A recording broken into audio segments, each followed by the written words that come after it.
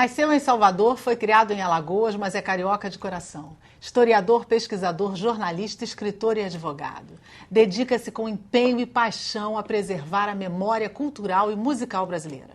Foi idealizador e presidente do MIS, Museu de Imagem do Som. Presidiu também a Embrafilme e o Instituto Nacional de Cinema. Criador dos prêmios Golfinho de Ouro e Estácio de Sá.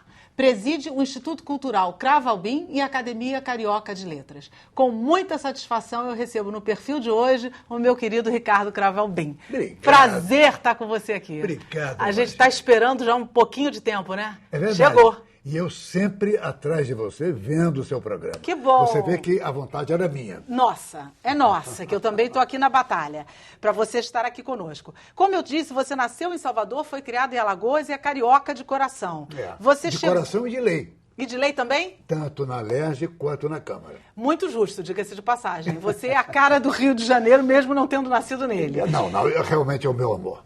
Definitivamente é o meu amor. Você, inclusive, diz que não passa mais do que 3 meses longe do Rio, né? Não, mesmo não fazendo palestras fora, mundo afora. Aliás, eu nunca passei. O máximo que eu passei foi um curso em Washington, 1 mês.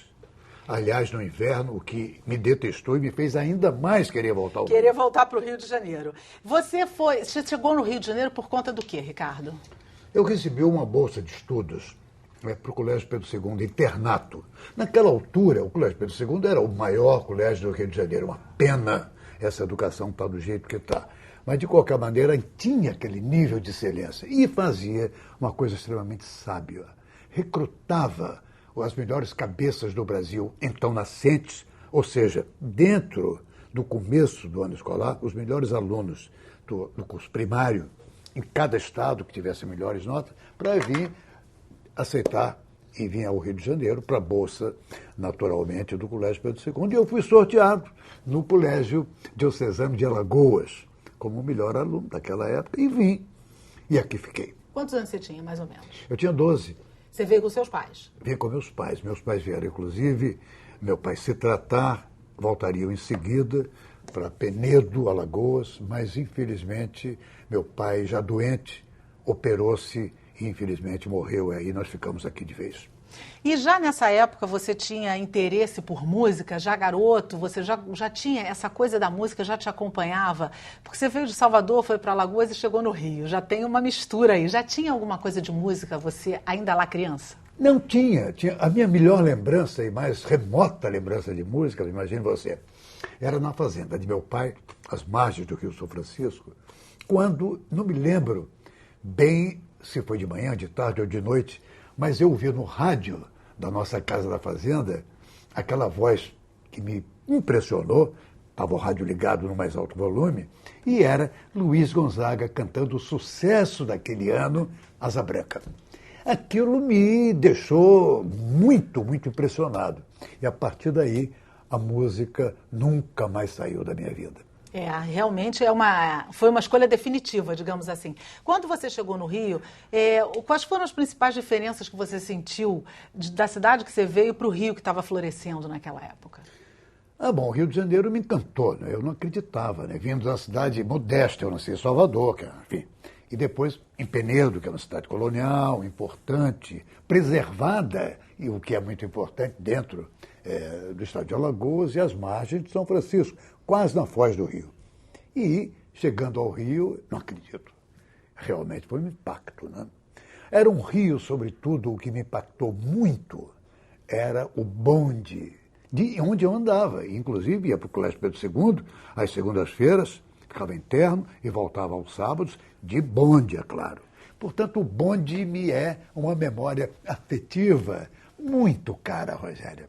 Bacana isso, né? E é verdade que você lá no internato tinha hábito de escutar radinho na hora de dormir para ficar ouvindo música na Marink Veiga, na Rádio Nacional? É verdade essa história? É a pura verdade. Quem você curtia? Olha, eu curtia absolutamente a rainha do rádio, que era a princesa do rádio, a princesa canta e depois a rainha canta, que é a nossa Ângela Maria.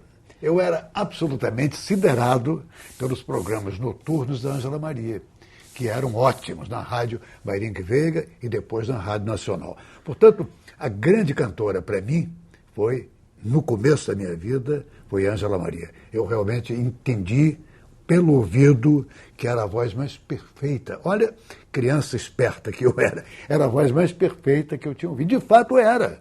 Havia Dalva de Oliveira, havia Marlene, Emilinha, tantas amigas, todas queridas depois. Todos os meus ídolos nessa época viraram meus amigos, depois do Museu da Imagem do Som, ou antes, dentro do museu. Portanto, Ângela veio a ser realmente a minha grande paixão musical. Você se formou também em advogado. E já devia, nessa época, já rapaz, você já devia estar muito envolvido com a música. Você chegou a exercer a carreira de advogado?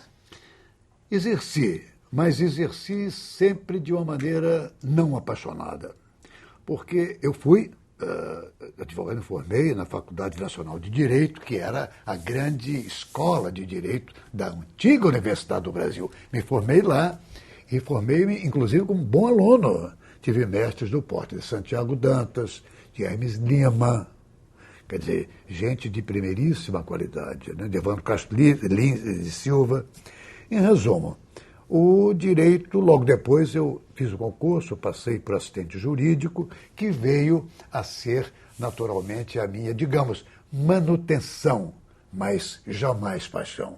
A paixão sempre foi a música. A paixão foi para a música popular, especialmente quando eu assumi o Museu da Imagem do Som, 2, 3 anos depois de formado. E aí você ficou paralelamente, ou você deixou o direito e foi para o museu? Não, se dedicar ao museu? Fui me dedicar ao museu. Até porque fiquei emprestado na Procuradoria, onde eu trabalhava com Otto Lara Rezende, que era uma pessoa, como você há de imaginar, um grande escritor, membro da Academia Brasileira de Letras depois, mas já uma figura encantadora, doce e intelectual e cultura pura. Claro que ele viu naquele jovem que era eu, uma pessoa que poderia e deveria se identificar com a cultura. Então, fazia uma espécie de vista grossa para o advogado que deveria ficar mais tempo, e eu disse a ele que queria, ao assumir o Museu da Imagem do Som, prestar toda a atenção ao museu. No museu eu não ganhava nada, evidentemente. E passei, aliás, todo o meu tempo sem nunca ganhar um tostão. Mas ganhava como assistente jurídico, graças à benemerência e à tolerância do nosso Otto Lara Rezende, que era procurador na época do estado da Guanabara. E aí você podia conciliar a sua paixão pela música e começar até um trabalho muito significativo que foi o Museu da Imagem do Som. Você buscou essa ideologia, buscou essa vontade onde? Se inspirou no quê para criar o museu? Olha, o museu, quando eu recebi, logo depois que o museu foi inaugurado, eu entrei como diretor executivo da fundação que abrigava o Museu da Imagem do Som, que era a Fundação Vieira Fazenda. O nome Vieira Fazenda é um grandíssimo escritor carioca, não é? E que anda esquecido, como tantas coisas no Rio de Janeiro e tantas coisas na memória da cidade. E é uma pena, Rogéria, porque a gente deveria se dar conta, me desculpe um certo desabafo, aliás, eu vou ter vários desabafos aqui nesse programa. Faça isso. Mas é um reclamo meu a vida inteira, a falta de consideração, a memória e a dispersão dela. Portanto, eu devo dizer, era a Fundação Vieira Fazenda, grande historiador e que abrigava o Museu da Imagem do Som. Então, a partir daí, eu entendi que o museu, que ninguém sabia o que era, o que não era, onde ficava, e que era, alguém imaginava que era uma imagem e som, é o Museu do Cinema. E eu entendi que não era o Museu do Cinema, que deveria ser um museu que captasse imagem e som, o som do Rio de Janeiro de um lado e as vidas dos cariocas importantes do outro. E aí eu criei uma coisa que pegou como fogo no Brasil inteiro e que definiu o caráter do museu. Eu inventei um termo chamado depoimento para a posteridade. E aí você começou a resgatar os antigos, dar voz à galera que fez a música popular brasileira e que não tinha isso gravado em lugar nenhum, não foi isso? Exatamente isso. Eu tomei a meu critério de fazer a convocação dos primeiros depoimentos para a posteridade com os antigos compositores e mais os fundadores do samba carioca, que estavam e jaziam no mais absurdo esquecimento. Por quê? Porque, olha o cenário, a época era pós-Bossa Nova. A Bossa Nova veio com força, 62, 63, 64, 65. Nós estamos em 66. 66 foi o pique dos festivais de música. O que é que isso significava? A Bossa Nova, todos jovens. e festivais de música igualmente todos jovens. Jovens, universitários ou quase, classe média, branca, a classe média, e morando na zona sul do Rio. Aquilo, evidentemente, era um grande embaraço e uma grande distância cada vez maior para os velhos compositores que criaram o samba. Então, a minha primeira necessidade e preocupação foi tirá-los do esquecimento e jogá-los no pódio da posteridade. Quem você chamou nessa primeira leva, lembras? Primeiro depoimento para a posteridade, que saiu em todos os jornais do Rio, São Paulo e todo o Brasil, foi o sambista João da Baiana. Ninguém sabe quem foi o João da Baiana, mas ele foi o sambista que praticamente ao lado de Pixinguinha, Donga e Heitor dos Prazeres, aliás, todos eles, os 4 citados, vieram na sequência. O Donga também, mas o João da Baiana foi um grande pioneiro do samba e um dos fundadores da Pequena África. A mãe do João da Baiana era uma mãe de santo, era uma pessoa muito notável, muito benquista na Pequena África, onde se abrigavam os descendentes diretos dos escravos. Essa gente maravilhosa que nos deu o melhor da cultura brasileira. E que se não fossem esses depoimentos, nós teríamos perdido parte dessa história, né? Mais um bravo aí na sua caminhada. Até mais, se você quiser uma pequena curiosidade, estava gravando, naturalmente, essa gente maravilhosa, quando Carlos Drummond de Andrade me ligou, que conhecia e gostava daquela novidade, os depoimentos para a posteridade, ele trabalhava ainda no Ministério da Educação e Cultura, ali como funcionário normal. Ele, a grande fonte poética do Rio e do Brasil. Bom, aí ele me ligou dizendo, olha, Heitor dos Prazeres, que eu lancei como pintor, meu funcionário aqui no MEC, Ministério da Educação e Cultura, está à morte. Está com câncer no pâncreas, que é um câncer fatal, né? E você deve fazer o depoimento dele. Não fiz senão isso. Imediatamente fui à casa do Heitor, que morava ali perto da Central, onde era a antiga Praça 11, onde ele também habitava, e trouxe ao Museu da Imagem do Som. Realmente, 3 meses depois ele morreu. E aí o museu ficou com uma ligeira fama de que quem gravasse morria. Mas não foi verdade. Foi apenas o Heitor. Foi apenas o Heitor, felizmente.